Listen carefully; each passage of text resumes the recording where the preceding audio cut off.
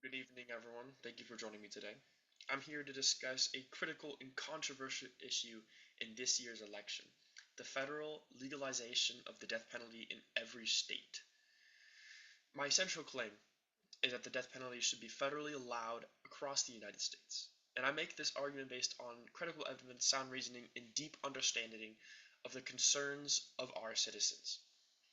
Now, I'm not going to go straight into it here. I'd like to open up the floor for questions and let you drive this conversation. Now, Mr. Cameron, this is a highly contentious issue in a very polarizing view. Why do you believe that the death penalty should be federally allowed? Thank you for your question. It is indeed a highly contentious issue, but my point still stands. The death penalty serves as a crucial tool for justice in our society. One of the main reasons for this stance is the high cost of maintaining prisoners. In California alone, it costs $132,860 annually to house a prisoner. This is not over all time, this is every single year. Take 20 years, for example, we're going to be spending $3 million on a prisoner. By reallocating these funds for our taxpayers, we can significantly improve our education system, community centers, and improve our foster care programs. This is a logical use of our taxpayer money that will benefit our communities greatly. In a time when money is so strained and so limited, I think it is crucial to look to programs and look in ways like this that we can help improve our cost and allocation of funds. But Mr. Cameron, isn't that cost of executing a prisoner also quite high? It's a very good question. It's a very good question.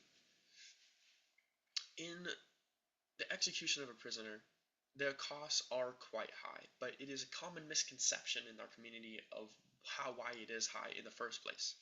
And this is because the 99% of the costs are from legal fees in the legal process of appeals.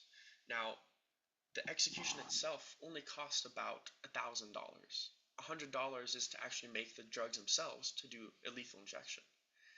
The 99%, the majority of all these costs are because of the legal fees. And this is the same if we look at something between life without parole and actually being executed and put on death row. Both sides of these are going to have those legal fees. Both sides are going to have those appeals. And so the difference in cost in between these things that are provided in our of your rights of a U.S. citizen, there's no difference. So this is not an actual point that we could be bringing up to actually contest, and because of that, I'm going to be moving on from this question. Thank you. Mr. Cameron, what evidence do you have to support the claim that the death penalty is an effective deterrent from crime in the future? Thank you. It's a good question. Death penalty being an effective deterrent is definitely a highly brought up issue, um, and a question that is extremely important in this. To state some evidence here is according to the California Department of Corrections and Rehabilitation, 41.9% of individuals released from prison reoffend within 3 years. This statistic highlights the need for a more permanent solution in order to ensure public safety for our citizens. Additionally, specific cases like those of Wesley Perky and Dustin Honkin, who committed extremely violent crimes after release, illustrate the necessity of the death penalty. Their executions were justified by the severity of their actions. This wasn't just a single murder. This wasn't just a single crime that was committed. This is additional multiple crimes repeated, reoffended, and without a doubt them committing these crimes. There was no trial for whether they did it or not. This is a trial for what kind of punishment that they should serve. And because of this, their executions were justified by the severity of their actions, providing a clear message about the consequences of such crimes.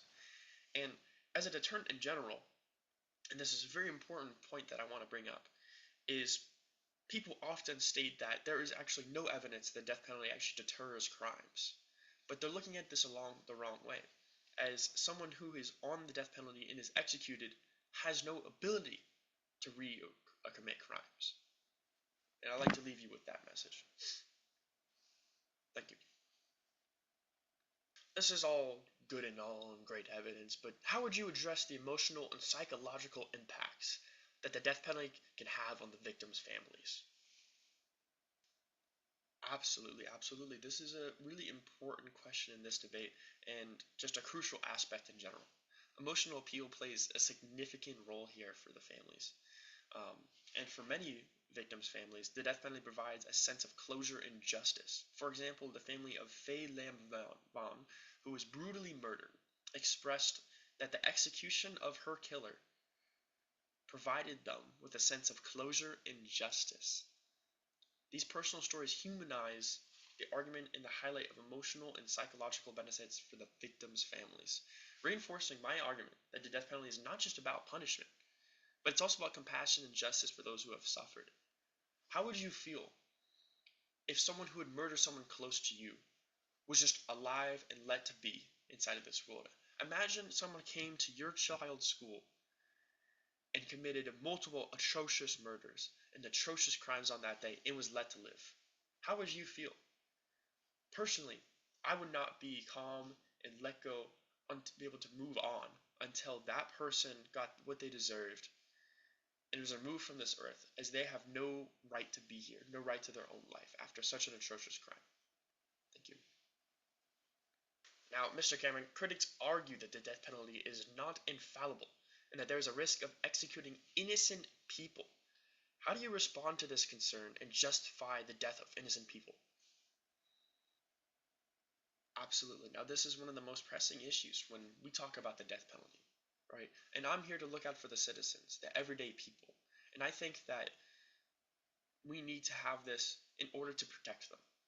Um, this being a legitimate concern, um, but I'd like to highlight that advances in forensic science and DNA testing have significantly reduced the risk of wrongful convictions, right? 99% of innocent lives that have been executed have been in the 20th century. Before the 2000s, we've had 24 years of almost perfect runs, right? No system is perfect, and I understand that.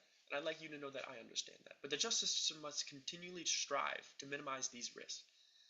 It is also important to note that life without parole is not without its own issues, like I stated before, including the possibility of releasing these dangerous individuals through parole or escape. It's just not the right move to predict the everyday citizen. Thank you. Are there any more questions on the floor? None at all? Well, thank you for coming today. Thank you for your questions, and we will be ending this arc today. Thank you. Vote for Cameron, 2024.